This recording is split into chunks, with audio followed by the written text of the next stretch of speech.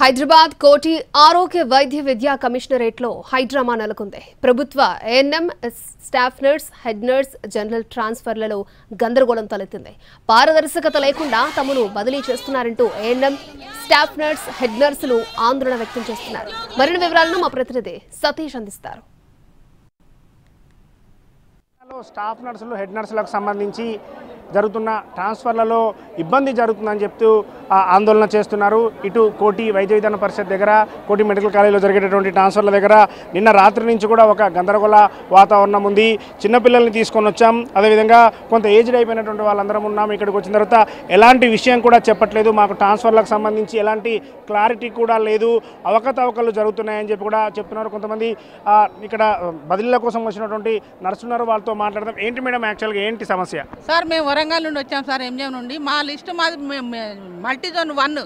దాంట్లో మా దగ్గర 120 to 200 హెడ్ నర్సెస్ ఉంటారు.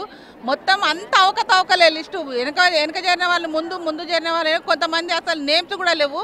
మేము వరంగల్ నుంచి 2-3 సార్లు 50 మంది బస్ వేసుకొని వచ్చినాం. మేము వచ్చినా కానీ ఇంతవరకు కూడా దాన్ని అజ్జేయలేదు. ఏదో అర్ధరాత్రి దొంగలు పడ్డట్టుగా అర్ధరాత్రి లిస్టు పెట్టి తెల్లవారే మాకు కౌన్సిలింగ్ అంటే, మేము వరంగల్ నుండి, కొత్తగూడెం నుంచి వచ్చే వాళ్ళు ఉంటారు.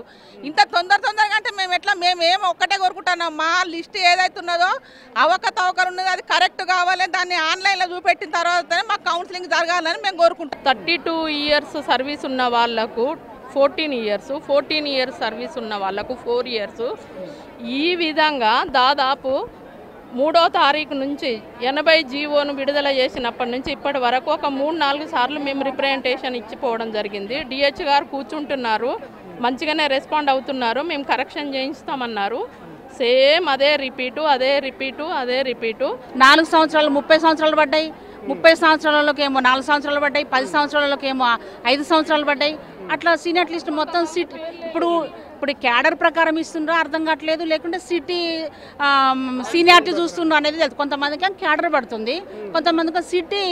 ఇప్పుడు నేనే ఉన్నాను, నాకు 4 years పడ్డది. అంటే క్యాడర్ ప్రకారం ఏంది, నేను 4 years ప్రమోషన్ తీసుకొని యాక్చువల్ నా సర్వీస్ ఎంత 13 years. లోకల్ క్యాడర్ సీనియారిటీ మొత్తం తీసి 32 years నుంచి ఎవరున్నారో 4 years వరకు ఎవరు ఉన్నారో అవన్నీ లైన్కి వచ్చిన తర్వాత దాంట్లో 40% అన్నారు కదా, 40% కాదు 20% తీయాలి. తీసి మాకు ఒక లిస్ట్ మా సైట్లో పెడితే దాంట్లో అవైలబుల్ ఎవరెవరు ఎలిజిబుల్ ఉన్నామో వాళ్ళందరూ మేము కౌన్సిలింగ్కి వస్తాం. ఒకే విధంగా ఒకే సీనియారిటీ ప్రకారం పిలవాలి. అప్పుడు కానీ మాకు పర్ఫెక్ట్గా కౌన్సిలింగ్ జరుగుతుంది. ఆ తర్వాత అంటే ఒక 2 రోజులు సమయం పట్టినా సరే, 2 రోజులు సమయం తీసుకున్నా సరే మమ్మల్ని కౌన్సిలింగ్కి పిలవాలి. కానీ ఇప్పటికిప్పుడు పిలవడం ద్వారా, నిన్న అర్ధరాత్రి మెసేజ్ పంపించడం ద్వారా ఇప్పుడు వచ్చి ఇక్కడికి వచ్చిన తర్వాత కూడా ఇంకా కౌన్సిలింగ్ స్టార్ట్ కాలేదు. కాబట్టి చాలా ఇబ్బందులు పడుతున్నామని చెప్పి స్టాఫ్ నర్సులు, హెడ్ నర్సులు, అదేవిధంగా నర్సింగ్కు సంబంధించినటువంటి వాళ్ళందరూ కూడా చెప్తున్నారు. కెమెరా పర్సన్ గణపతితో సతీష్, NTV, హైదరాబాద్.